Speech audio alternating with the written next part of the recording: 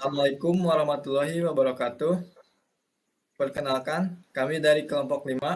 Pada kesempatan kali ini, kami akan mempresentasikan hasil kerja kami dalam melakukan perancangan aplikasi perpustakaan menggunakan metode spiral dengan NetBeans. Kelompok kami beranggotakan 4 orang. Yang pertama, saya sendiri, Ardiana. Yang kedua, Muhammad Mustafa Ramadan. Yang ketiga, Rizky Gimnastiar. Dan yang keempat, Lisda Amalia. Pada kesempatan kali ini, kami akan mempresentasikan beberapa poin, yaitu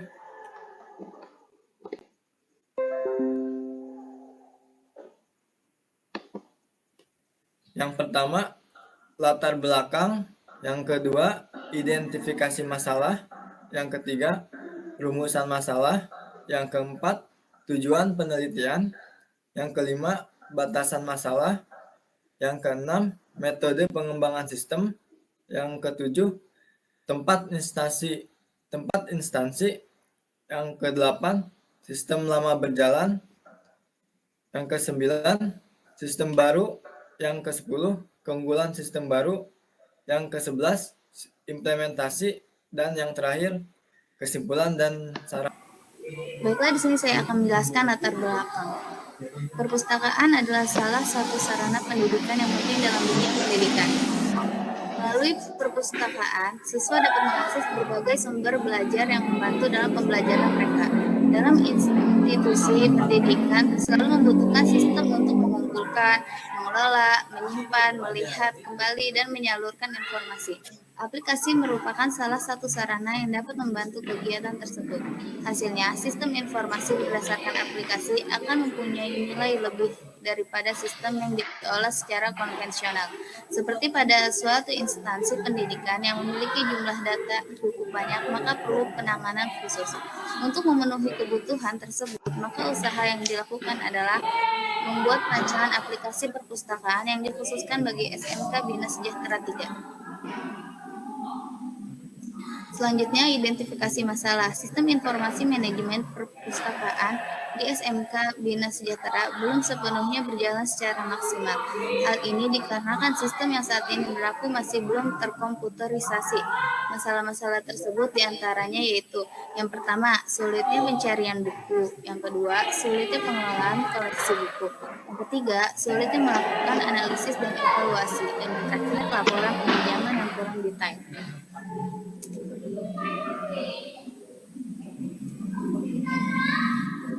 Oke, di sini ada rumusan masalah. Berdasarkan identifikasi masalah di atas, maka masalah yang dapat dirumuskan yaitu sebagai berikut. Yang pertama, bagaimana meningkatkan efisiensi dan akurasi dalam proses pencarian dan peminjaman buku untuk mempercepat akses pengguna terdapat buku yang mereka butuhkan. Yang kedua, bagaimana meningkatkan efisiensi pengelolaan koleksi buku dengan mengimplementasikan sistem otomatis untuk memantau peminjaman buku, kerusakan, dan kehilangan dengan tujuan meminimalkan kesalahan manusia dan mempercepat pemrosesan. Yang ketiga, bagaimana meningkatkan kemampuan analisis dan evaluasi untuk mengumpulkan dan menganalisis data tentang pengguna koleksi buku dan kinerja perpustakaan secara keseluruhan guna mendapatkan pemahaman yang lebih baik. Dan yang terakhir, bagaimana meningkatkan proses pelaporan peminjaman di perpustakaan untuk meningkatkan akurasi dan kecepatan pelaporan. Selanjutnya akan dijelaskan oleh saudara Rizky Gimnastiar. Slide selanjutnya adalah batasan masalah. Ruang lingkup akan dibatasi pada permasalahan sistem informasi manajemen perpustakaan. Untuk menghindari meluasnya pembahasan laporan ini dari ruang lingkup permasalahan dan tujuan yang akan dicapai, maka perlu diberikan batasan-batasan. Adapun batasan-batasan tersebut adalah sebagai berikut.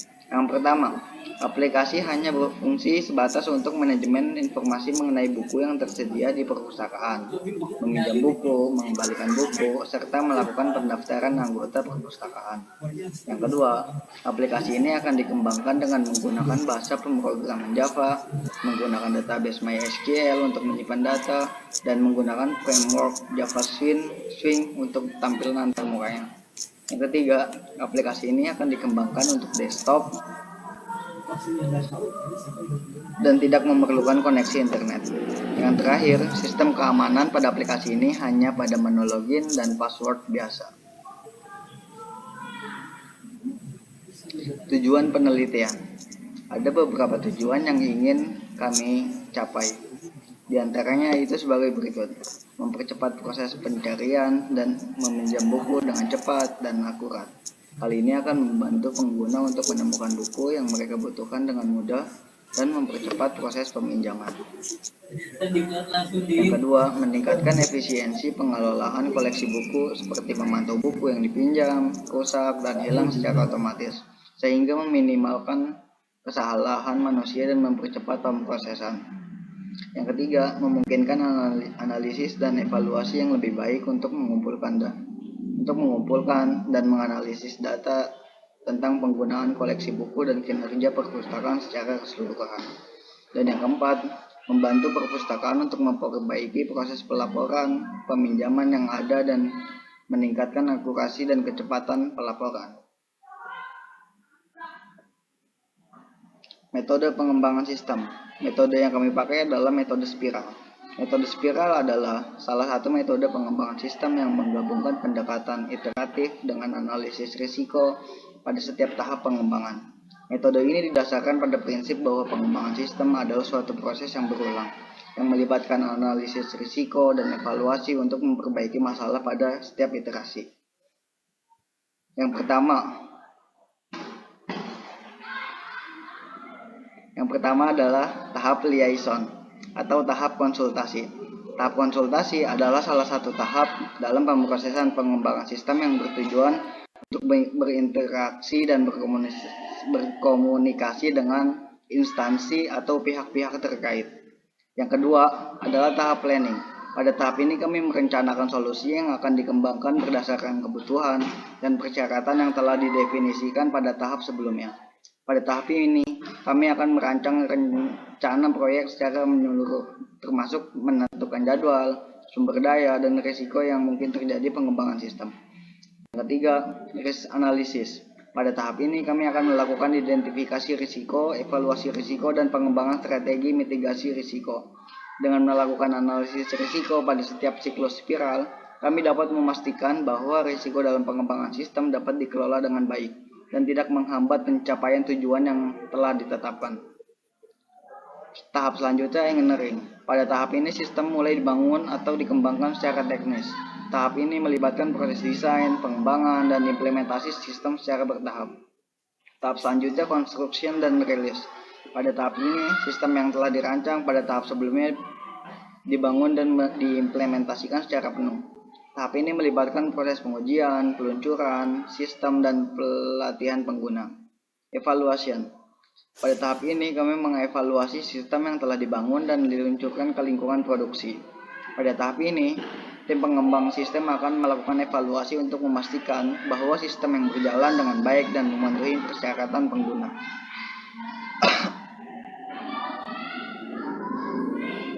Tempat instansi. Tempat yang kami tuju adalah SMK Bina Sejahtera 3. SMK Bina Sejahtera 3 adalah salah satu satuan pendidikan dengan jenjang SMK Bina Sejahtera 3 beralamat di Jalan Radar Baru nomor 8, Margajaya, Kecamatan Kota Bogor Barat, Kota Bogor, Jawa Barat dengan kode pos 16116.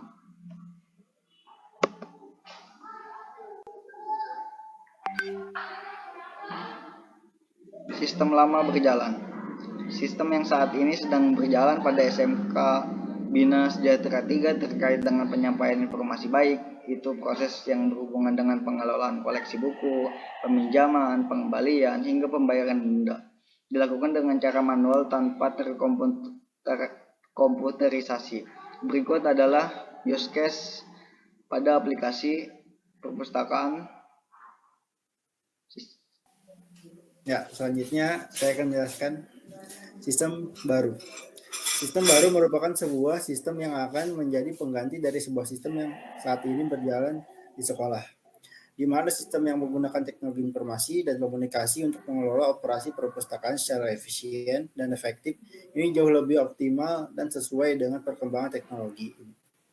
Berikut adalah sistem perpustakaan baru. Use case diagram.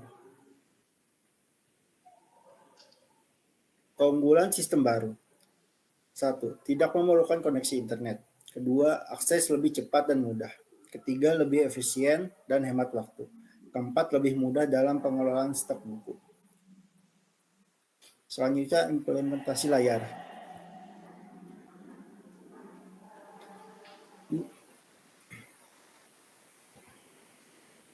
Berikut adalah implementasi layar untuk login.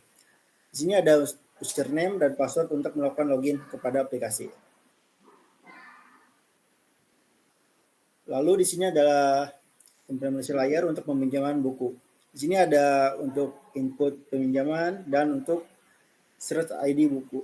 Lalu untuk print, ada buku apa saja di aplikasi tersebut. Selanjutnya adalah pengembalian buku.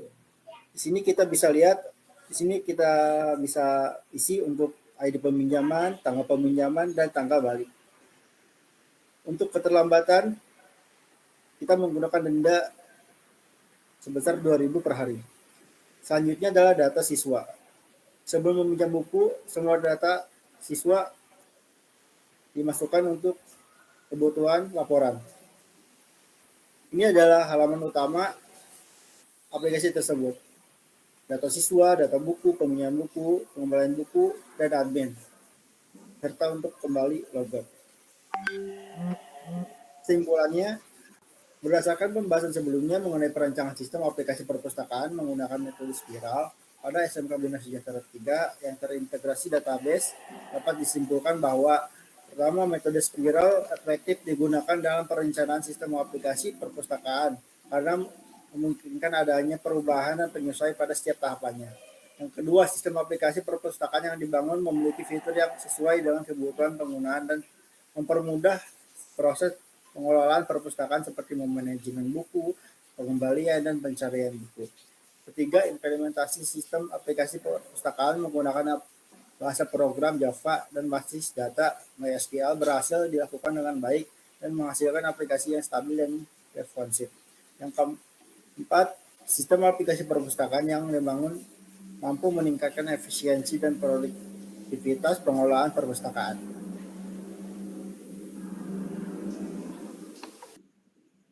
Sekian presentasi yang dapat kami sampaikan. Mohon maaf bila ada kekurangan dan kesalahan kata-kata dalam penyampaiannya. Terima kasih atas perhatiannya. Wassalamualaikum warahmatullahi wabarakatuh.